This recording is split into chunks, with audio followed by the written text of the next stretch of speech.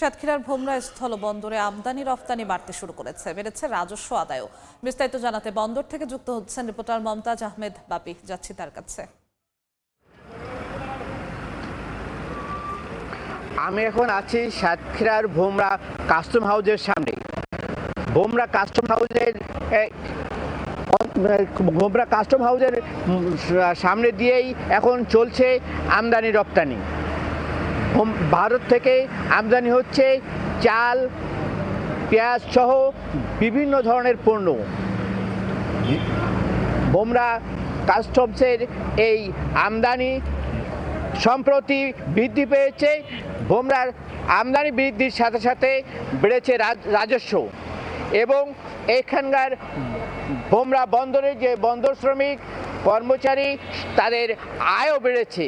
এতে করে তারা যেমন সন্তোষ প্রকাশ করেছে, তার পাশাপাশি ভোমরা সিআরএফ অ্যাসোসিয়েশনের পক্ষ থেকে একটি অভিযোগ জানিয়েছে যে ভোমরার সাথে এক বৈষম্য করা হওয়ার কারণে ভোমরা বন্দরের আয় অনেকটি কমে গেছে।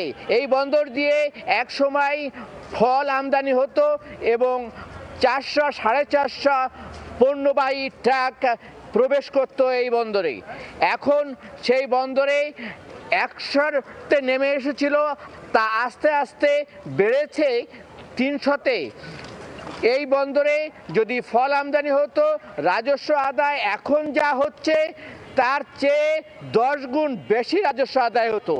বর্তমানে ভোমরা বন্দরের রাজস্ব আদায়ে লক্ষ্যমাত্রা ধরা হয়েছে